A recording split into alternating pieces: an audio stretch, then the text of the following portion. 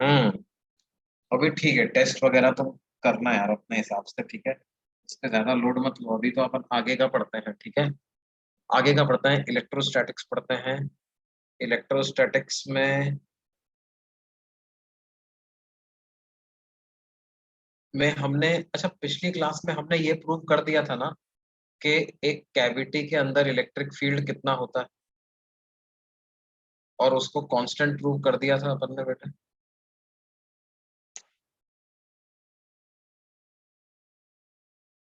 एक spherical cavity के अंदर, एक स्फेयर के अंदर अगर एक स्फेरिकल कैविटी बना दी जाए, तो उसके अंदर जो इलेक्ट्रिक फील्ड होता है वो कांस्टेंट होता है। क्या ऐसा हमने प्रूव कर दिया था पिछली क्लास में?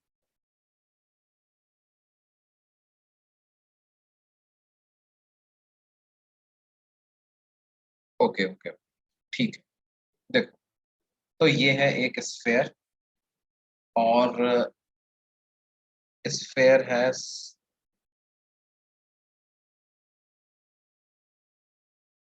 Uniform volume charge density row,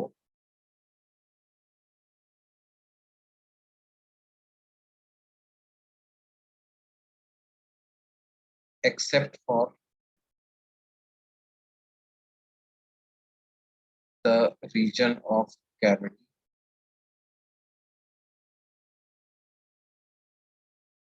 where there is no charge।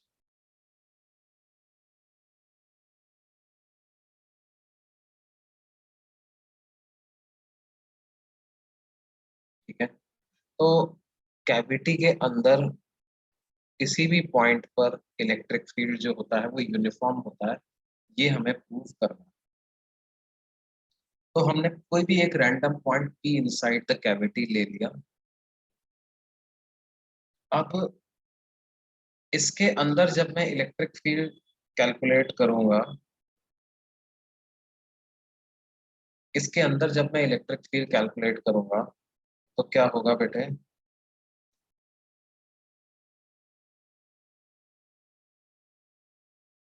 उसको मैं ऐसे लिख सकता हूँ, I assume that cavity is filled with charge densities rho and minus।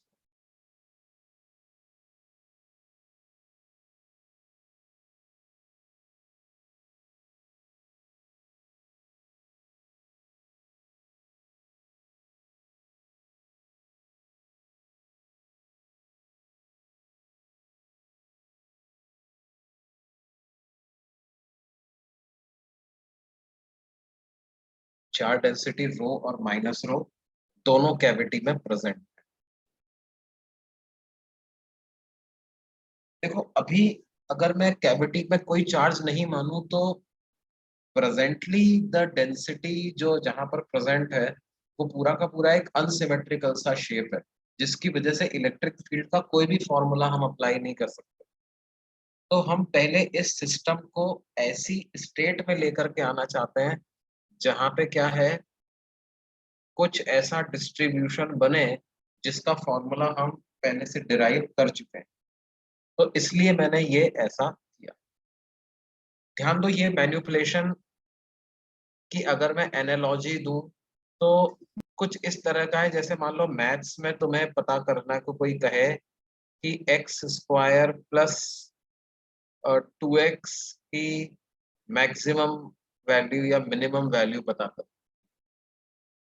तो आप क्या करते हो, आप कहते हो इसमें सर वन ऐड कर देते हैं, वन सब्ट्रैक्ट कर देते हैं, और ये लिखा हुआ है एक्स प्लस वन का whole square minus one. Right, ऐसा लिखा हुआ है ये। इसका मतलब क्या है? बेसिकली मैंने वन ऐड किया, वन सब्ट्रैक्ट किया, तो ओवरऑल एक्सप्रेशन कोई चेंज हुआ नहीं। जो वन ऐड किया था उसको इसके साथ क्लब कर लिया, तो इसको एक्स प्लस वन का होल स्क्वायर लिख लिया। Now after this analysis becomes easier. आप कहते हो कि भाई ये होल स्क्वायर है, इसकी मिनिमम वैल्यू तो जीरो हो सकती है, तो इसका मतलब ओवरऑल एक्सप्रेशन की मिनिमम वैल्यू क्या हो सकती है?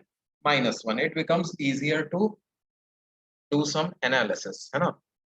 तो उसी तरह से यहाँ पर भी हमने क्या किया, रो और माइनस रो ऐड किया।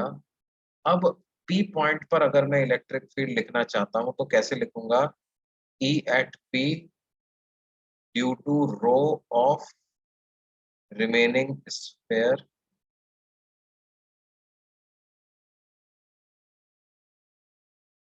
Plus E at P due to positive rho of cavity plus E due to negative rho of cavity. ठीक है, रिमेनिंग स्फीयर के पॉजिटिव चार्ज की वजह से, कैविटी के पॉजिटिव चार्ज की वजह से और कैविटी के नेगेटिव चार्ज की वजह से। अब इन दोनों को आप एक साथ देख, इन दोनों को अगर मैं एक साथ देखूंगा तो वो ऐसा हो जाएगा as if I am calculating E due to rho of a complete sphere.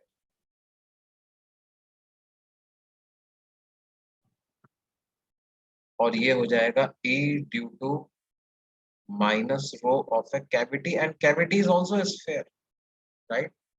और एक और बात क्या है कि ये जो पॉइंट पी है ये दोनों के अंदर लाई करता है। पॉइंट पी क्या करता है? स्फेयर के लिए भी अंदर लाई करता है और कैविटी के लिए भी अंदर लाई करता है। तो हमें r less than capital R वाला फॉर्मूला यूज करेंगे। वो होता है उसका डेंसिटी के टर्म्स में फॉर्मूला होता है रो आर वेक्टर बाई 3 एप्सिलॉन, है ना। तो मैं कंप्लीट स्फेयर की वजह से, अब कंप्लीट स्फेयर की वजह से पॉइंट पी का आर वेक्टर लिखना है मुझे। तो पॉइंट पी का आर वेक्टर कंप्लीट स्फेयर की वजह से क्या हो जाएगा? वो कुछ ऐसा वेक्टर हो जाएगा, है ना। तो क्या लिख दूंगा मैं लिख दूंगा rho multiplied by C1P vector divided by 3 epsilon plus E due to minus rho of cavity. तो माइनस रो ऑफ कैविटी की वजह से कैसे लिखेंगे? माइनस रो मल्टीप्लाइड बाई उसके सेंटर के रेस्पेक्ट में इसका पोजीशन वेक्टर, तो वो कुछ ऐसा वेक्टर है। तो वो हो जाएगा कितना? Minus rho into minus of क्या? Minus of C2 rho in minus rho into C2P vector divided by 3 epsilon. तो यहाँ से रो बाई 3 एप्सिलॉन नॉट आया और ये हो जाएगा C1P vector minus C2P vector, C1P vector minus C2P vector. अब ये C1P vector minus C2P vector को क्या हम सीधे सीधे ये C1 C2 वेक्टर लिख सकते हैं?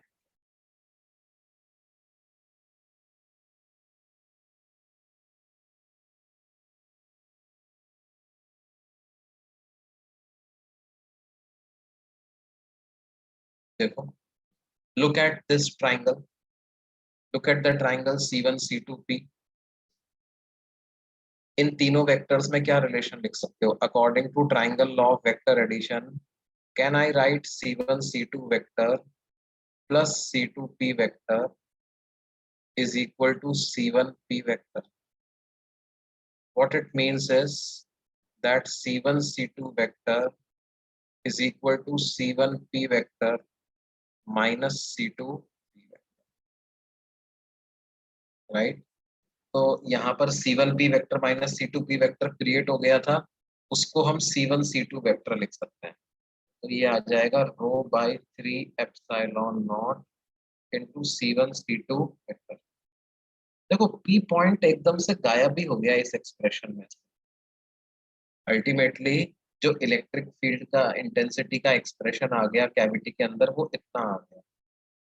व्हाट इट इम्प्लाइज, देखो अगले पेज पे चले हम, या इसको नोट कर लो।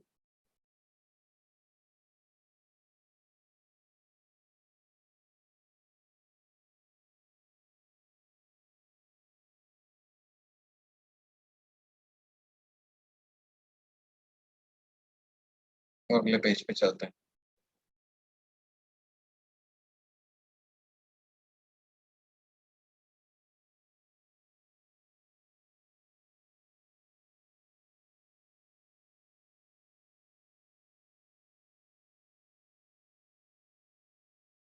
ये स्फेयर है ना, और इसके अंदर एक कैप।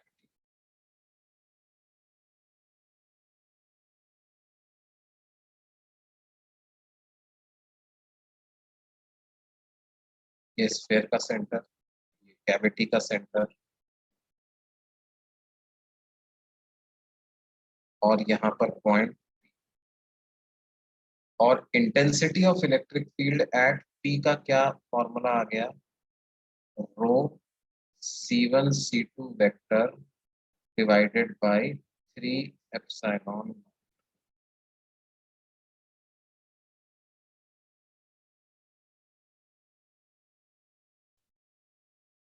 है।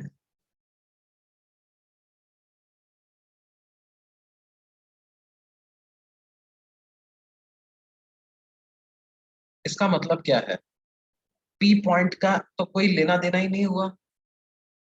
C1 P डिस्टेंस नहीं आ रही, C1 C2 P डिस्टेंस नहीं आ रही, सिर्फ कौन सी डिस्टेंस आ रही है? C1 C2। अगर मैग्नीट्यूड की बात करें तो क्या आ रहा है? ये rho C1 C2 by 3 epsilon naught आ रहा है। इसका मतलब आपको अगर पी पॉइंट पे नहीं निकालना होता, किसी और पॉइंट क्यू पे भी निकालना होता, तो फॉर्मूला यही लगता, रो C1 C2 बाई 3। इसका मतलब हर जगह पर बराबर मैग्नीट्यूड का वेक्टर है। और डायरेक्शन क्या आती? Direction is along the line joining C1।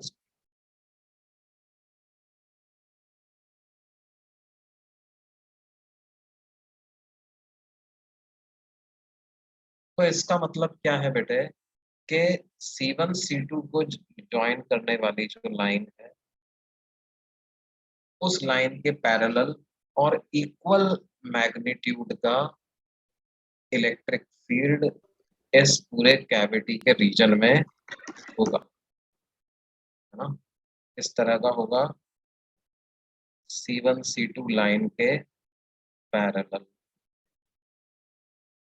और equal magnitude at all points inside the cavity. इस तरह का इलेक्ट्रिक फील्ड।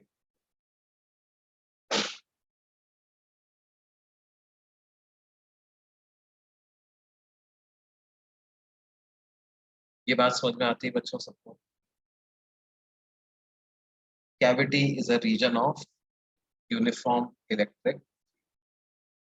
अच्छा, एक बच्चे ने डाउट, सर वो ऊपर वाला पार्ट कंटिन्यूएशन में लिखा था या सर्कल के लिए अलग से प्रीवियस? कौन सा ऊपर वाला पार्ट बेटे? ये वाला part.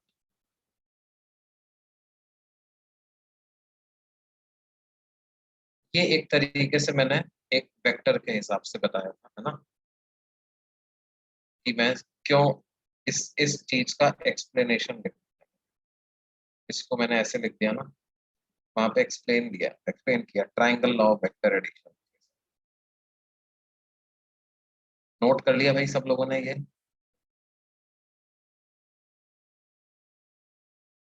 Cavity is a region of uniform electric.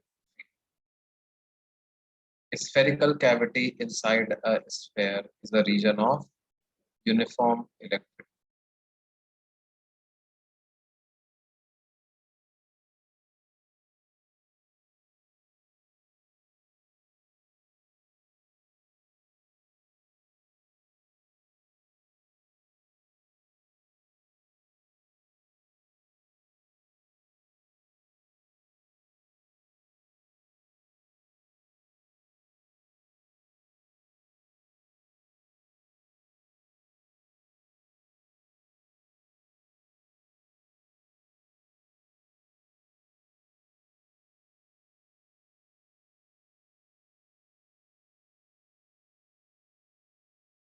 पूरे में से कैविटी का ई डायरेक्टली सब्ट्रैक्ट नहीं कर सकते, हाँ वो भी कर सकते थे, एक तरीके से वही किया है हमने, है ना।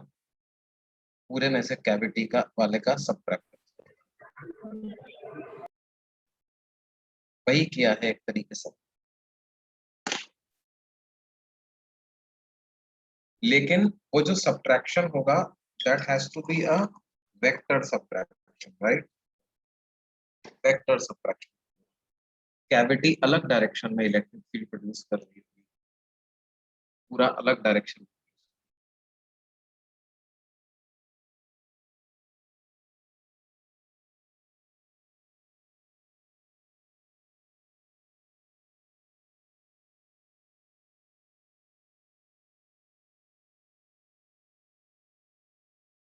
तो देखो कैविटी के अंदर पता है क्या है, ढेर सारे काइनेमेटिक्स के क्वेश्चन बना सकते हैं। कौन कौन से ढेर सारे? एक सिंपल पेंडुलम को ऑसिलेट करवा दो तो 2 pi under root L/G effective से उसका टाइम पीरियड निकल जाएगा। एक पार्टिकल को प्रोजेक्टाइल मोशन करवा दो, या कोई काइनेमेटिक्स की इक्वेशन लगवा दो, है ना? इस तरह के क्वेश्चंस जो है वो बनाए जा सकते हैं, क्योंकि ग्रेविटी कैविटी क्या है, एक यूनिफॉर्म इलेक्ट्रिक फील्ड का रीजन। अब जैसे एग्जाम में कोई क्वेश्चन आया कि हमने एक एल लेंथ का सिंपल पेंडुलम कैविटी के अंदर रख दिया, और स्फेरिकल कैविटी, एक स्फेरिकल कंडक्टर के अंदर स्फेरिकल कैविटी है, ऐसे ऐसे उसकी चार्ज डेंसिटी है, बताओ time period of small oscillations क्या होगा? तो ध्यान दो, पता है किस बच्चे के अच्छे नंबर आ सकते हैं, या कौन सा बच्चा अच्छा स्कोर करेगा उस टेस्ट में, जिसको यहाँ तक का रिजल्ट तो याद है, और बस अब उसके दिमाग में ये आना है कि बस मेरे को तो 2 पाई रूट L/G से जी इफेक्टिव लगाना है, और जी इफेक्टिव की वैल्यू मैं लिख दूंगा QE/M से जी इफेक्टिव की वैल्यू लिख दूंगा। ऐसा बच्चा तो उस सवाल को 2-3 मिनट में कर लेगा। और जो इसको डिराइव करने लग गया एग्जाम में, तो उसके लिए तो ये मतलब क्या होगा, कोई बहुत ज्यादा फायदे का क्वेश्चन नहीं होगा।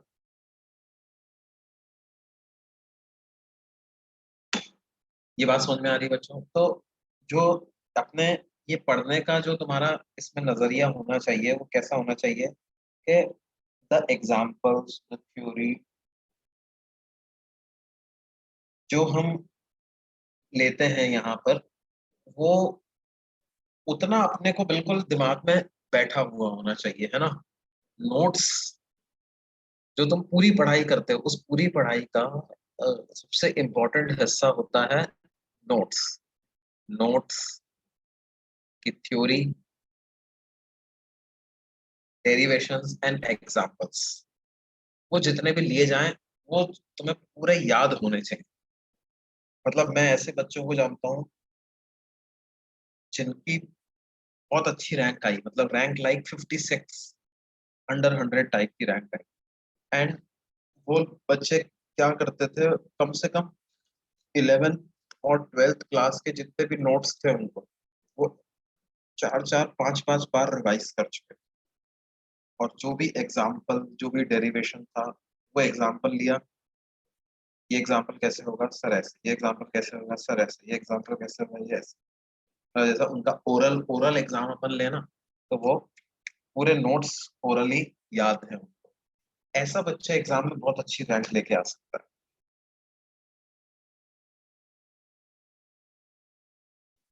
तो ठीक है, अब आगे चले भाई।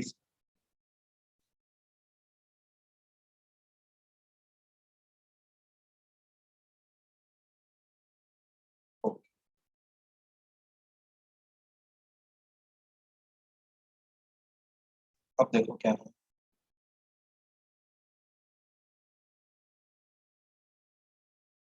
जैसे एक इसमें थोड़ा सा सिंपल टाइप का क्वेश्चन अगर बनाया जाए तो कैसे बनेगा? सॉलिड स्फीयर का सिंपल क्वेश्चन कैसे बनेगा? मान लो कोई हमसे पूछे कि find the ratio of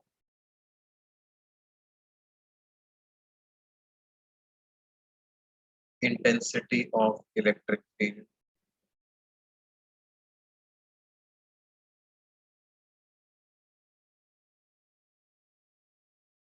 due to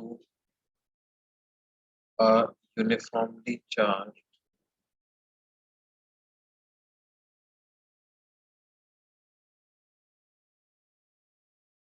solid sphere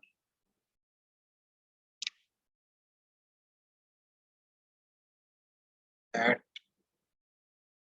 sphere of radius r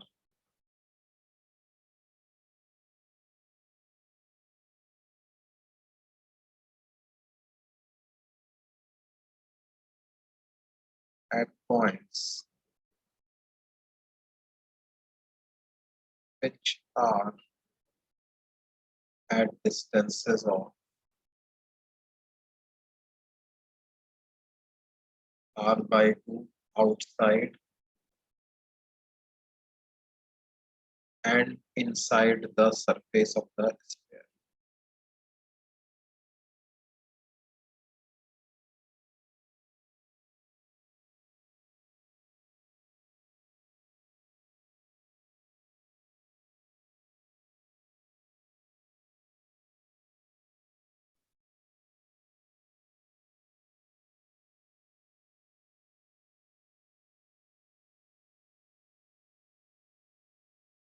तो ये स्फीयर है, तो किन पॉइंट्स की बात हो रही है भाई?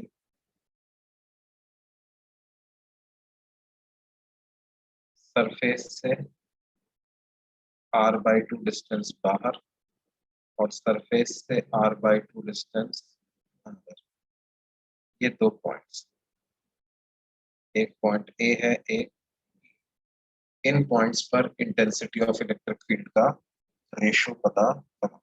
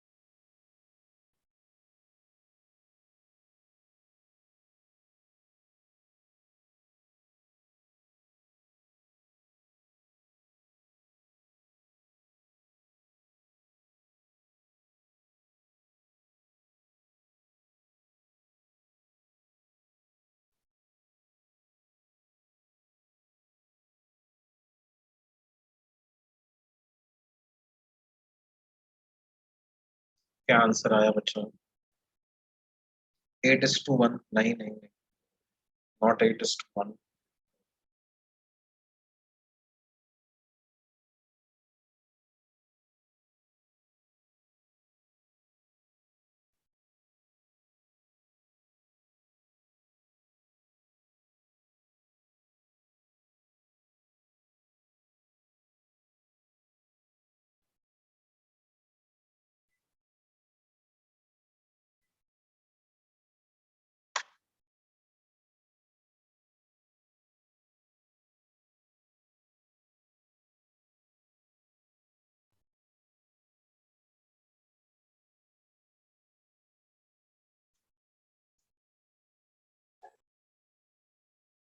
यस, एक करेक्ट आंसर मिला है। एक और आंसर मिला है, अभी करेक्ट ही है, उल्टा रेशो निकाल दिया हमने, कोई बात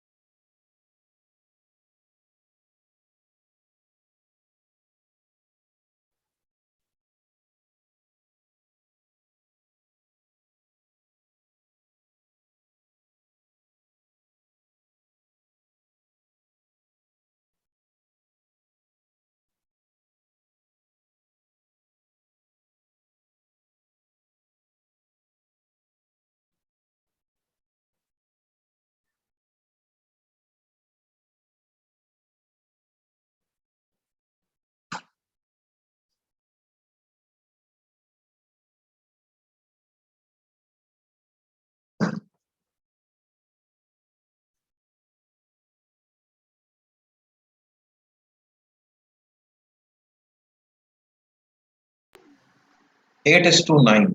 8:9 is the correct answer. Yes, 8:9 is the correct answer. कुछ लोगों का 8:1 आया, कुछ का 16:27। वो सही नहीं है। देखो हमें क्या पूछा है, at r/2 distance outside and inside, तो intensity at A upon intensity at B. अब जो बाहर वाले पॉइंट हैं उनके लिए फॉर्मूला यूज होता है KQ/R², और अंदर वाले पॉइंट के लिए यूज होता है KQ/R³ इंटू स्मॉल। अब ये दोनों आर अलग अलग है ना। स्मॉल आर ए लिख दो यहाँ पर स्मॉल आर बी लिख दो। ये स्मॉल आर हमेशा क्या होता है, डिस्टेंस फ्रॉम द सेंटर। तो ये हो जाएगा KQ डिवाइडेड बाई 3R/2 का होल स्क्वायर, और ये हो जाएगा KQ by R³ into R/, तो KQ से KQ कैंसिल हो जाएगा और R² भी कैंसिल हो जाएगा। 4/9 डिवाइड बाई 1/2, तो ये 8:9।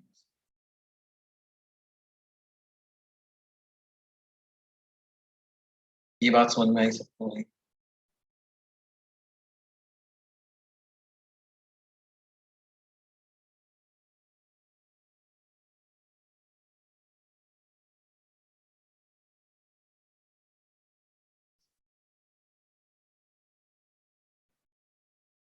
और देखो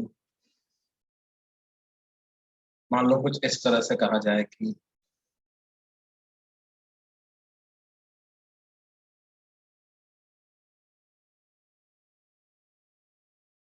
find the distances of the points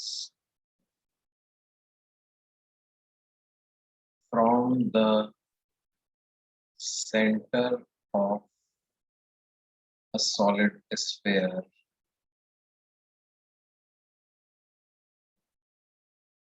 where intensity of electric field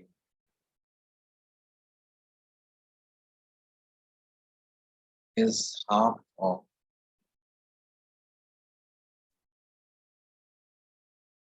that at the surface, where intensity of electric field is half of, या इसमें थोड़ी और जानकारी पूछी जाए, इस intensity of electric field is half of the maximum intensity, is half of the maximum intensity।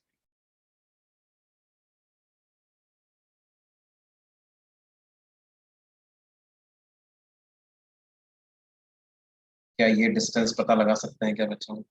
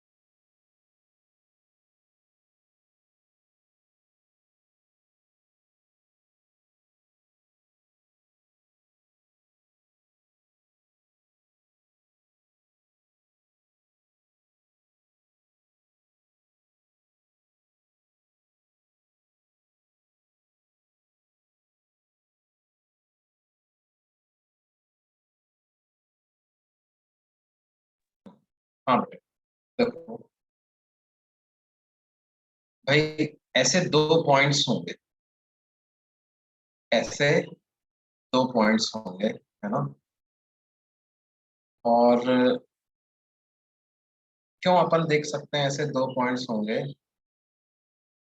Graph हमारे दिमाग में इसका क्लियर होना चाहिए। देखो इसका ग्राफ कैसा आता है, इसका ग्राफ कुछ इस तरह का आता है।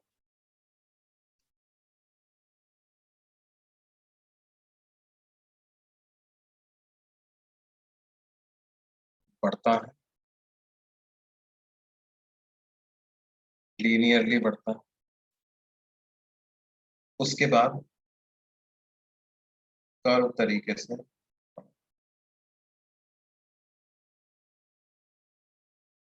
ऐसा ई वर्सेस आर का graph.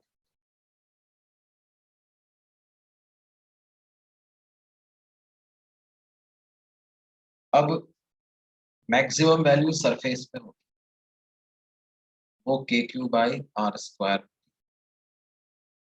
Are equal to capital R पर ई मैक्स।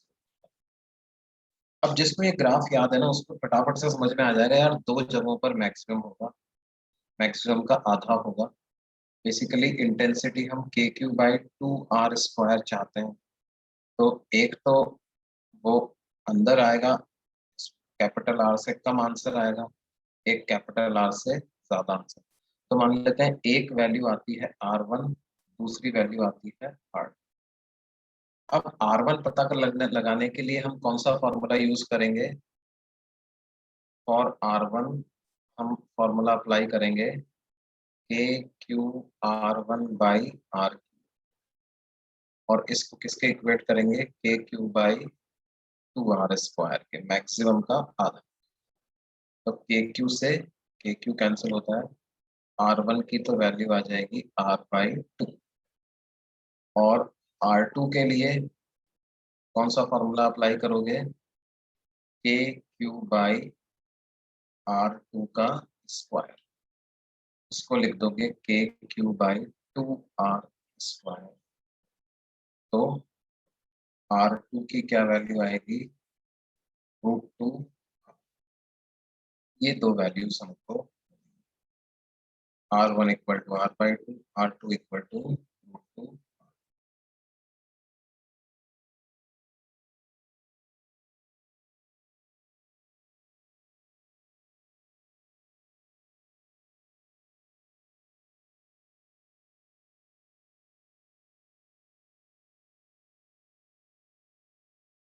ये बात समझ में आई बच्चों? √2r एंड R/,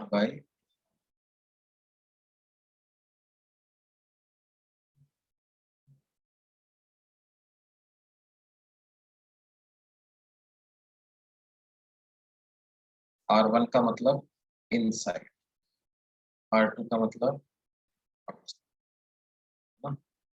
यहाँ पर हम मान के चल रहे हैं R1 लेस देन R, यहाँ पर मान के चल रहे हैं R2 ग्रेटर देन। एक बच्चे ने डाउट पूछा है, जब हम बाहर का फॉर्मूला लगाते हैं तो अंदर आता है, एंड वाइस से वर्सा, मतलब अंदर का लगाते हैं तो बाहर आता है। क्या ऐसा हो रहा है क्या? नहीं, ऐसा तो बिल्कुल नहीं हो रहा। अंदर का लगाते हैं तो अंदर ही आया है, बाहर का लगा रहे हैं तो बाहर ही आ रहा है। तुमने फॉर्मूले उल्टे लगा दिए या तो।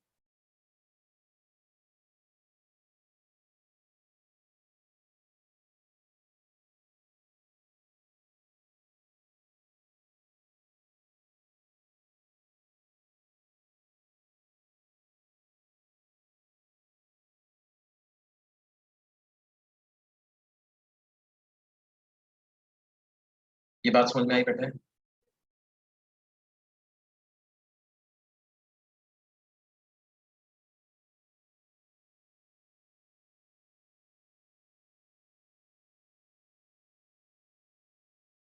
हाँ भाई, जो ये वाई से वर्षा वाला डाउट किसने पूछा था, उसको समझ में आया कि नहीं आया, क्या गलती कर रहे थे वो?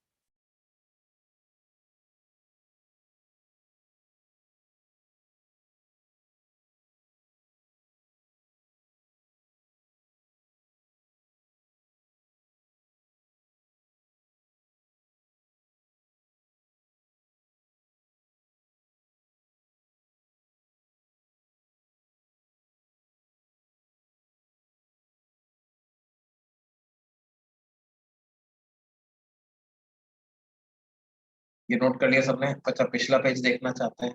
पिछला पेज देख लो।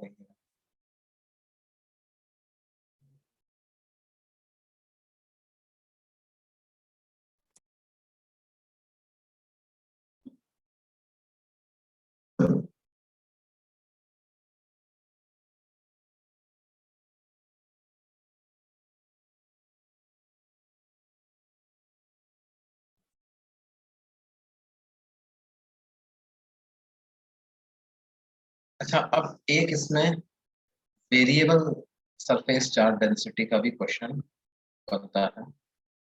मान लो हमको कहा जा रहा है कि भाई एक स्फीयर है कैपिटल आर रेडियस का, there is a sphere of radius कितना, capital are,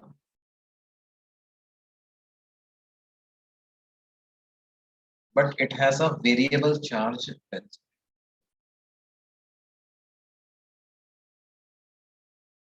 charge density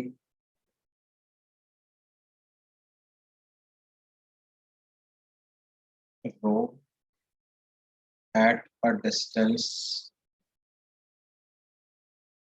small r from the center is equal to rho naught small r by capital R for r less than capital R, and of course for r greater than capital R density is 0, बाहर कोई charge नहीं। तो हमें पता करना है find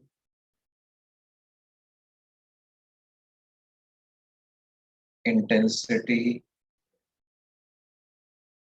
at r equal to r by 2 and at r equal to 2r, where rho naught is some positive constant.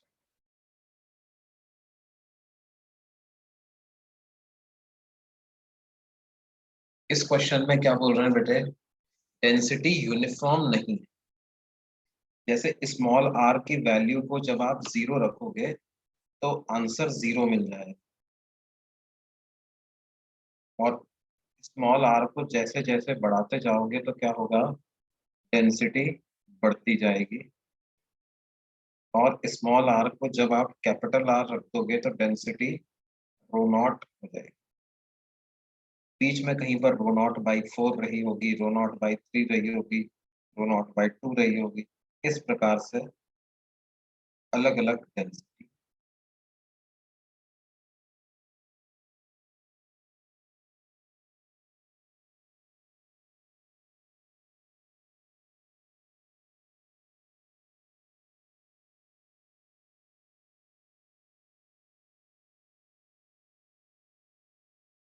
तो अब इस क्वेश्चन को कैसे करें भाई, वेरिएबल डेंसिटी है।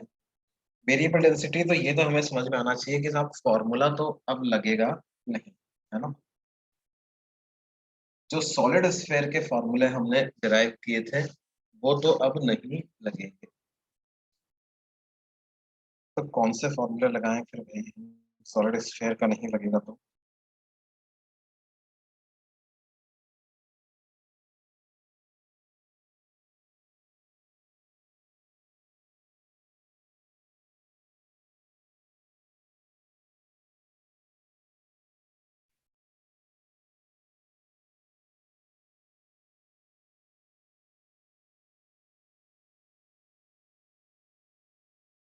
We will have to go by basics, yes.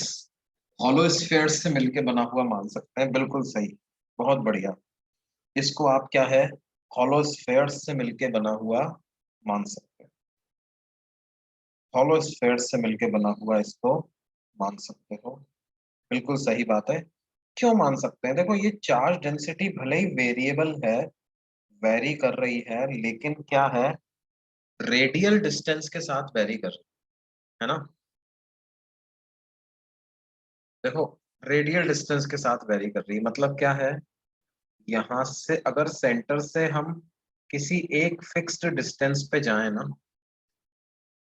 किसी एक फिक्स डिस्टेंस पे जाएं। देखो ऐसे में सेंटर से बाहर जाता जाऊं तब तो वेरी करेगी, लेकिन अगर मैं फिक्स डिस्टेंस पे रहूं और पूरे बराबर बराबर डिस्टेंस पे चारों तरफ घूम जाऊं तो क्या होगा? At all these points density is uniform, है ना? हाँ, density at these two points is different, but densities at points which lie equidistant from the center is equal. तो बेसिकली क्या है बेटे,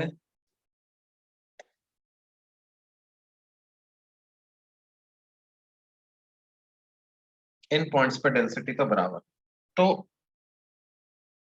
भले ही overall sphere non uniformly charged है, but because density only varies with radial distance, तो हम ऐसा कर सकते हैं कि हम मान सकते हैं, we can assume that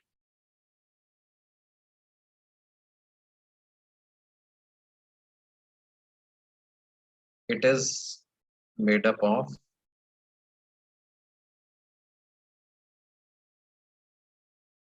uniformly charged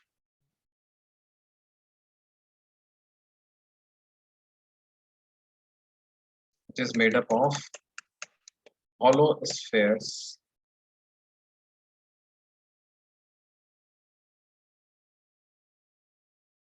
having uniform surface charge density, उनकी surfaces पे charge uniformly।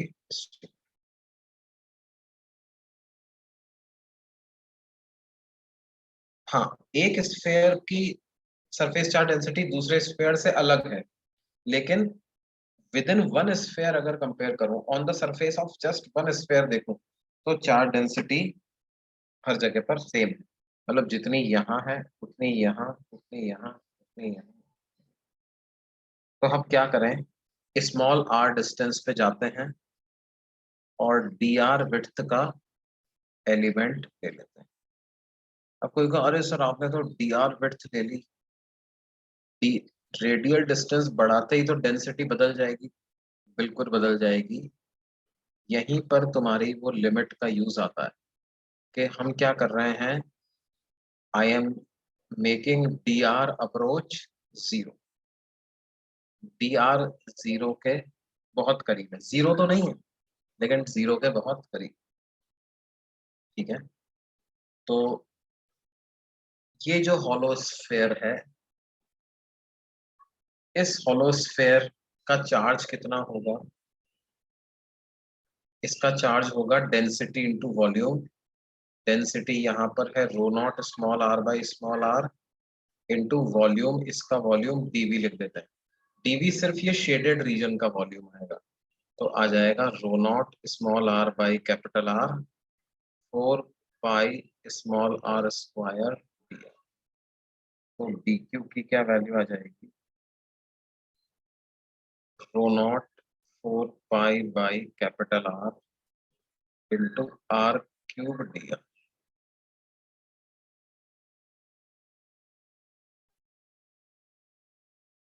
Row not 4 pi by capital R into r cube d r, ये डी क्यू की वैल्यू।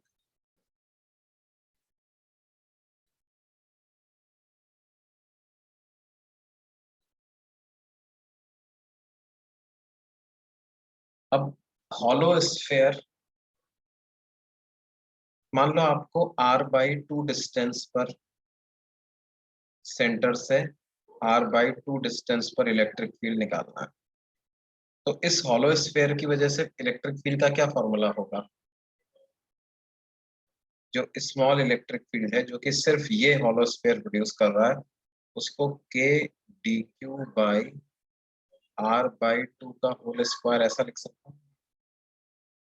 तो वो हो जाएगा k dq को लिख दें 4 पाई r³ divided by r into r²/4,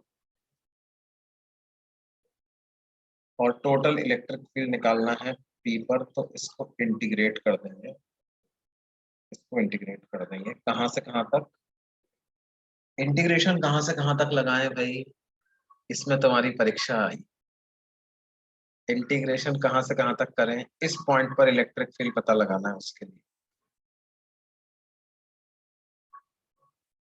I have got one correct answer, expecting correct answer from almost everyone.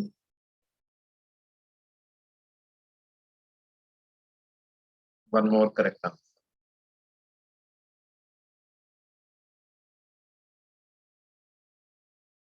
बिल्कुल सही बात है, एक और करेक्ट आंसर, एक और करेक्ट आंसर, एक और करेक्ट आंसर।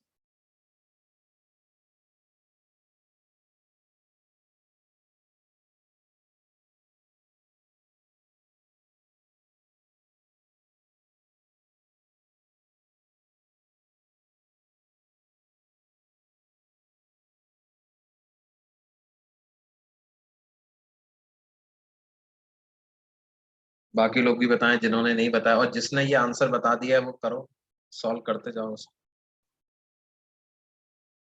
जिसको चिड़िया की आंख दिख गई है वो निशाना लगाओ, तीर चलाओ। जिसको नहीं दिखी है वो अभी भी देखे, उसको नहीं तीर चलाना, उसको पहले चिड़िया की आंखें दिखनी चाहिए। हाँ, जल्दी बताओ भाई, बाकी लोग भी बताएं कहाँ तक इंटीग्रेशन करेंगे। वेरी गुड, वेरी गुड, एक और करेक्ट आंसर आया है, एक और करेक्ट आया है, वेरी गुड।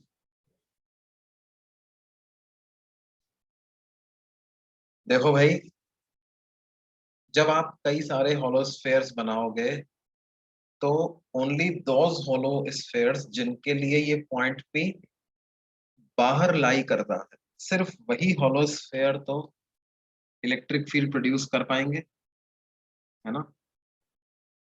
सिर्फ वही hollow spheres electric field P point पर प्रोड्यूस कर पाएंगे जिनके लिए पी बाहर लाई करता है। बड़े रेडियस के जो होलो स्फेयर्स होंगे जिनके लिए पी अंदर लाई करता है, वो तो इलेक्ट्रिक फील्ड ही प्रोड्यूस नहीं कर पाएंगे। तो इसलिए हमें इंटीग्रेशन सिर्फ कहां से कहां तक करना होगा, जहां तक पी है, यानी कि 0 से आर बाई, तो क्या हो जाएगा ना, देखो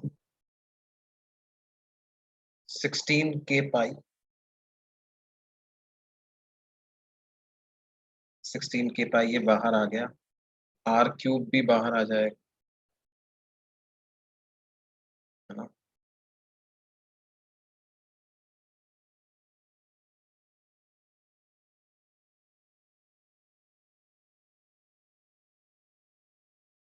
रो नॉट भी एक है, वो भी बाहर लेना होगा हम, ठीक है।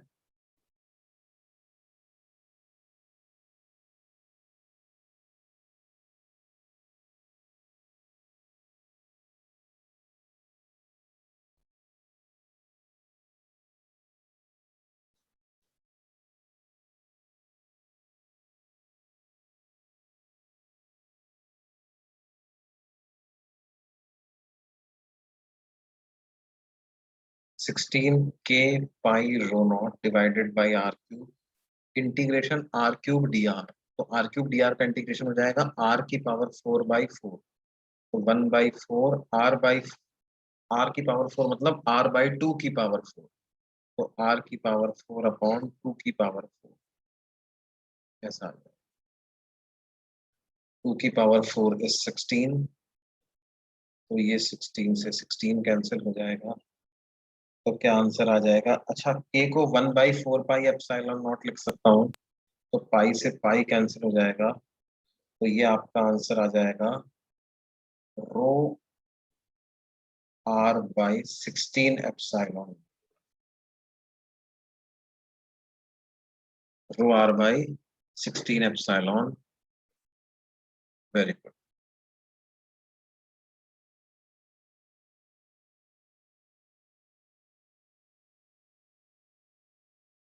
ठीक है। अच्छा, अब बाहर कैसे पता लगाएं। बाहर जब हमें पता लगाना होगा electric field at 2r distance from the centre, है ना। तो वो कैसे पता लगाएंगे? इंटीग्रल के डी क्यू बाई 2r का होल स्क्वायर करना होगा और इसको 0 से r तक इंटीग्रेट करना, क्योंकि r डिस्टेंस तक की चार्ज है ना। और सारे होलो स्फीयर इस पॉइंट पर प्रोड्यूस करेंगे। तो k बाई 4r स्क्वायर ये इंटीग्रेशन के बाहर आ जाएगा। डी क्यू की वैल्यू सब्स्टिट्यूट कर देंगे, rho naught small r by capital R into 4 pi r square d r. तो rho naught into 4 pi by capital R बाहर आ जाएगा, तो ये 4r³ बन जाएगा और अंदर हो जाएगा r³ dr का integration from 0 to capital R। तो ये आ जाएगा k rho not 4 pi by r³, r की पावर 4/4 है। तो ये 4 से 4 कैंसिल हो गया, क्या वैल्यू आ जाएगी? Rho naught r divided by 4 epsilon, rho naught r by 4 epsilon.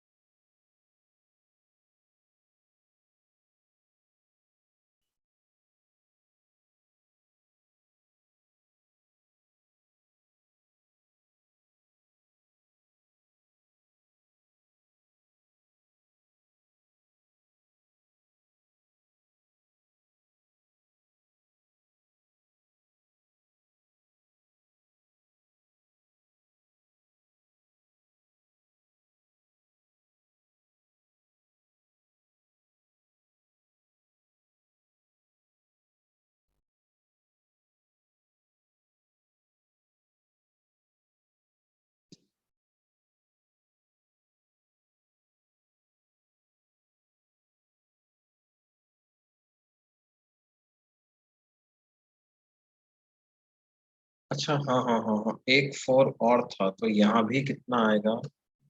सही बात है, यहाँ पर भी 16। ठीक है। अच्छा, ये बाई चांस आ रहा है ऐसा है ना, इसमें कोई, मैंने तो ऐसे ही रैंडमली 2 पॉइंट्स ले लिए थे, ठीक है।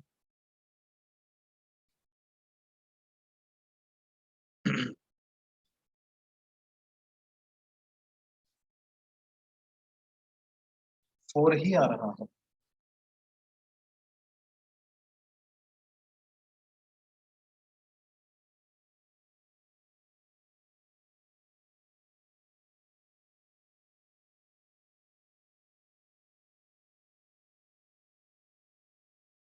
यार। देखो 16 आ रहा है ना, ये वाला 4 पाई और ये वाला 4, फिर के को भी 1/4 पाई एप्सिलॉन नॉट रखेंगे ना।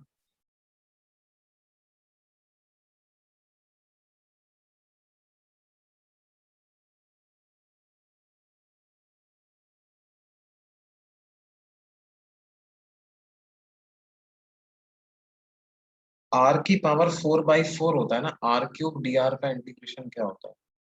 r³ dr का इंटीग्रेशन होता है r की पावर 4/। अच्छा, यहाँ पर हमने सही नहीं किया, यहाँ पर भी सही किया।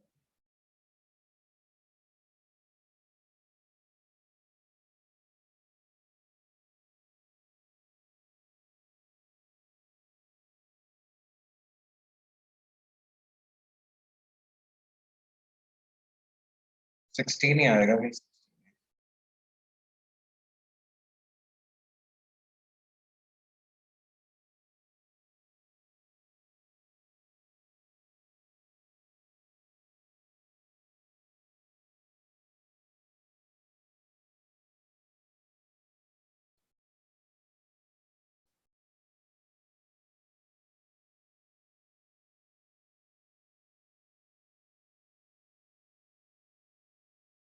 ये बात समझ में आई बेटा?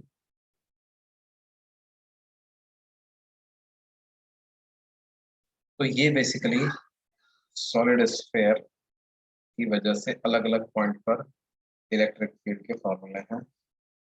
अब हमें पढ़ना है क्या, इलेक्ट्रिक पोटेंशियल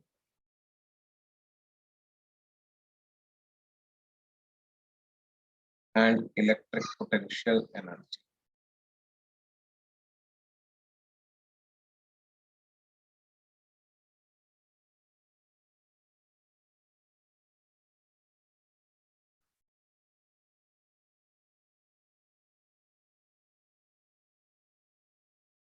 देखो इलेक्ट्रिक पोटेंशियल की हम क्या डेफिनेशन दे सकते हैं।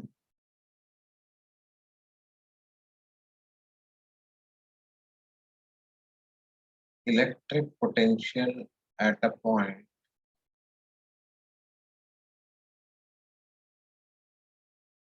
is defined as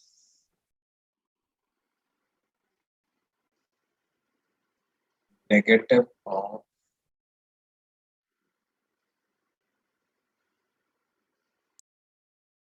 work done by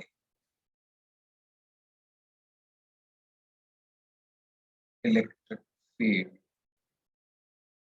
on a unit positive charge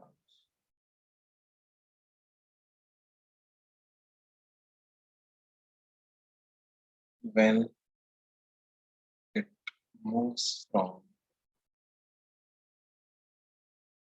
infinity moves from reference point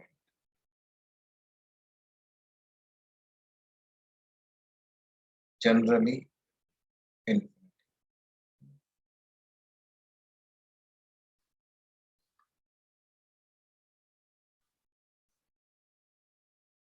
To that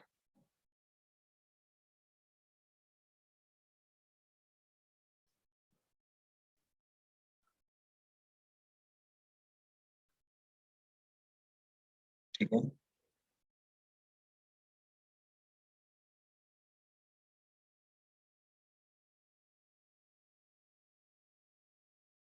पर जैसे पॉइंट पी का पोटेंशियल लिखना है तो एक यूनिट पॉजिटिव चार्ज किसी रेफरेंस पॉइंट से, रेफरेंस पॉइंट बेसिकली वो होता है जहां पर पोटेंशियल को जीरो मान लिया जाता है।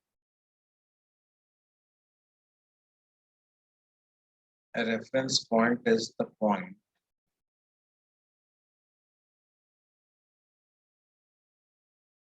where potential is assumed to be zero.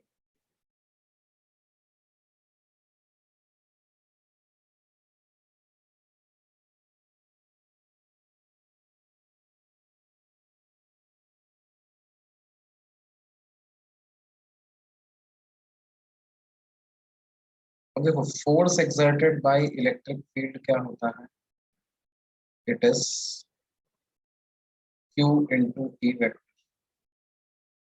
तो force on a +1 coulomb charge कितना हो जाएगा,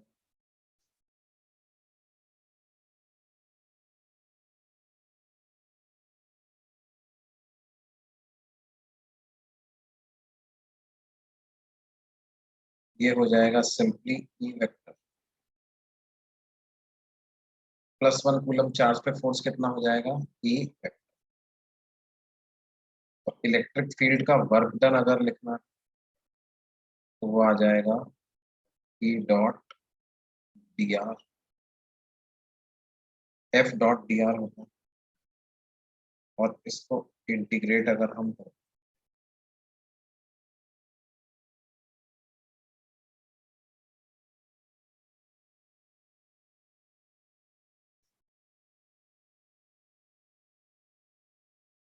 कहाँ से कहाँ तक, इंफिनिटी से आर, और इसके वर्क का नेगेटिव लेना है तो पोटेंशियल कितना हो जाएगा, potential at some position r is minus E dot D R from infinity to,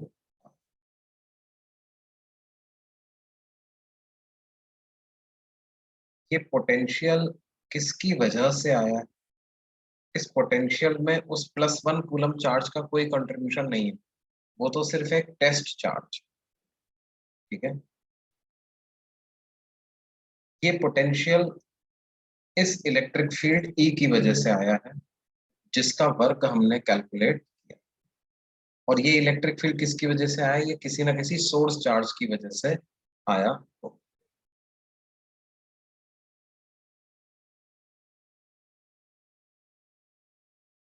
ठीक है। अब ये जो पोटेंशियल होता है ये स्केलर क्वांटिटी होती है,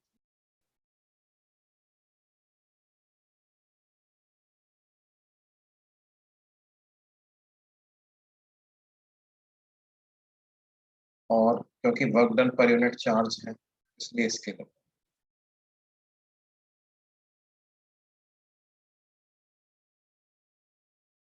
दूसरा, ऐसा यूनिट इसकी जूल पर कूलम हो,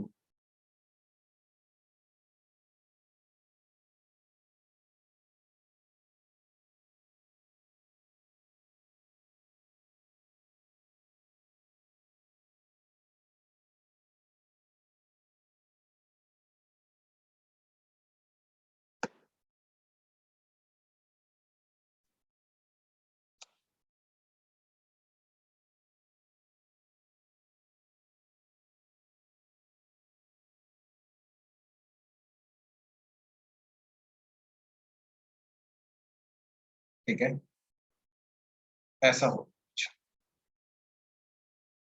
potential at position R will be minus E dot D R. अब ये इलेक्ट्रिक फील्ड प्रोड्यूस करने वाले अलग अलग ऑब्जेक्ट्स हों,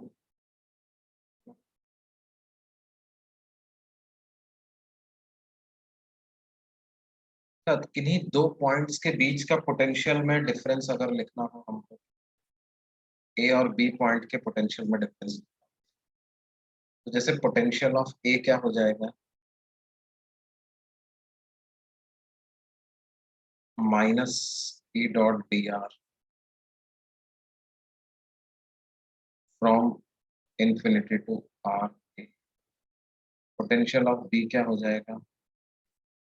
minus E dot D R from infinity to R.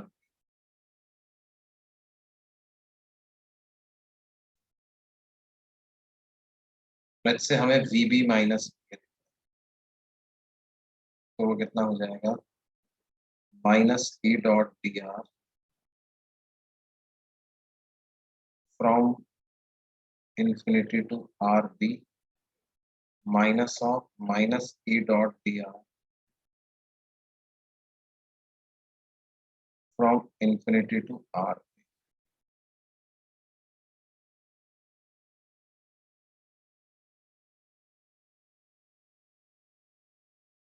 तो V B minus V A की क्या वैल्यू हो जाएगी?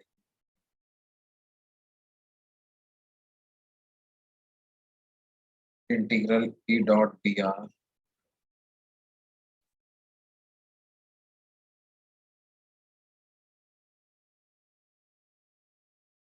From infinity to R A minus E dot D R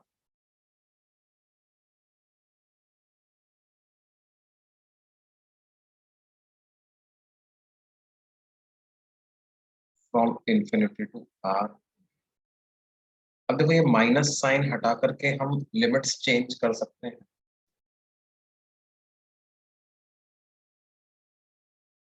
है ना। इस तरह से कर सकते हैं, यहाँ पर एक माइनस साइन लगा देते हैं,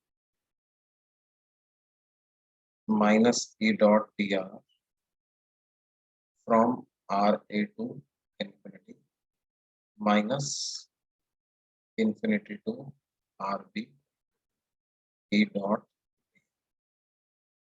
ये माइनस साइन अगर हटा लें तो आर ए से infinity E dot D r plus infinity से आर बी ई डॉट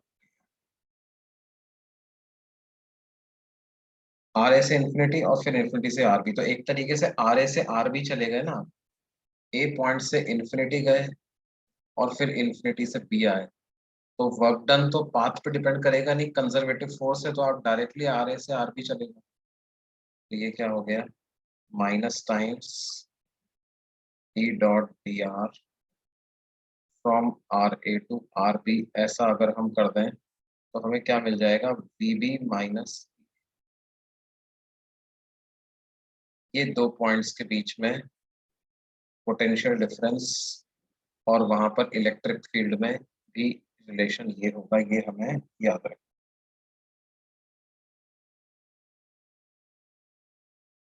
ये बात समझ में आती है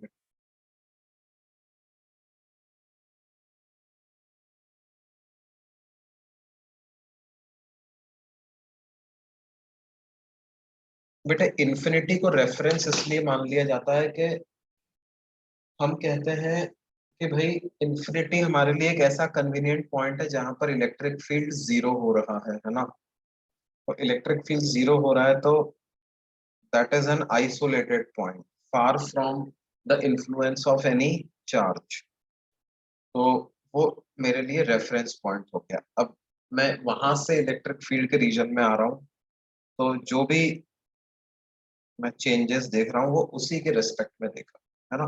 क्योंकि वहां पर जनरली इलेक्ट्रिक फील्ड क्या होता है, जीरो होता है, चाहे कैसे भी तरह का चार्ज डिस्ट्रीब्यूशन।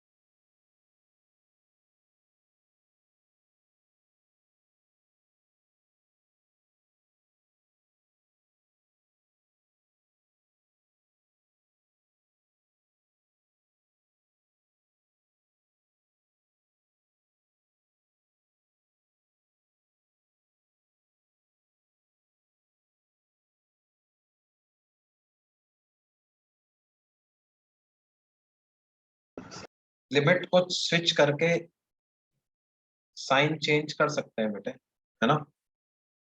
भाई आप खुद सोचो, लिमिट बदल देंगे तो साइन बदलेगा नहीं इंटीग्रेशन का, क्योंकि पहले अपर लिमिट में से लोअर लिमिट सब्ट्रैक्ट कर रहे हो, अब आपने लिमिट को बदल दिया तो साइन बदलना चाहिए। तो इंटीग्रेशन की लिमिट स्विच कर देंगे तो साइन चेंज होगा ही होगा। जैसे आप ऐसे सोचो कि x d x from a to b करते हैं, तो वो क्या आता है, एक्स डी एक्स का integration x square by two, तो b square by two minus a square by two आता है। अगर मैं x d x from b to a करूंगा तो क्या आएगा, a square by two minus b square by two, तो one is negative of other, right? तो ऐसा स्विच करके आप साइन चेंज कर सकते हैं,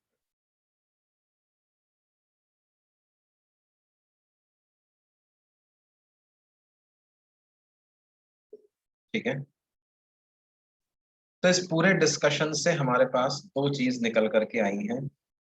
पहली तो किसी पॉइंट का पोटेंशियल लिखना है, अगर वो आर डिस्टेंस पे है तो उसका पोटेंशियल क्या होगा, minus integral E dot D R from infinity to R. अगर दो पॉइंट्स के बीच का पोटेंशियल डिफरेंस लिखना है, बी बी माइनस बी ए, तो वो बराबर होगा minus integral E dot D R, and here integration needs to be done from a to,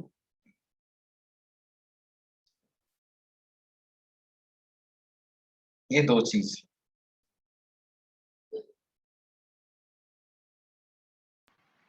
You can use it for every charge, है ना? 1 coulomb charge was like a test charge, 1 coulomb charge was like a test charge। जैसे electric field का formula हमने derive किया था, हमने क्या कहा था, फोर्स पर यूनिट चार्ज। ठीक है, is intensity of electric field. ठीक है, उसी तरह से work done per unit charge is potential, है ना। तो ये आपके पास क्या आ गया, यूनिट चार्ज पे किया हुआ वर्क का नेगेटिव आ गया। अगर आपको किसी क्यू चार्ज पे वर्क निकालना है तो बस इसको क्यू से मल्टीप्लाई कर दोगे आप, है ना।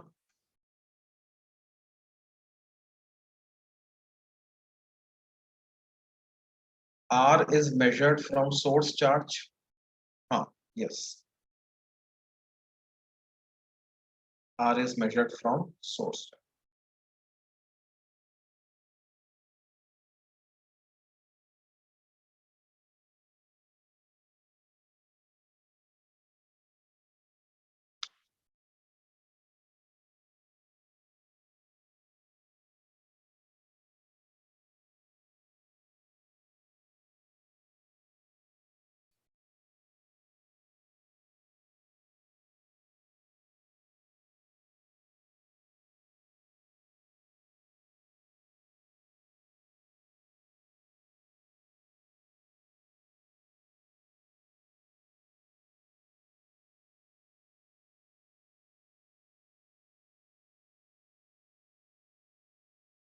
ठीक है बच्चों, ये बात है, ये फिर अपन अगली क्लास में इसको कंटिन्यू करेंगे पोटेंशियल के बारे में। ठीक है बच्चों, अगली क्लास में पढ़ते हैं।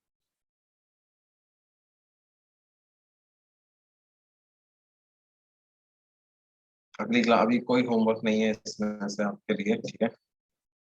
इन्हीं क्वेश्चंस को करो, रिवाइज करो।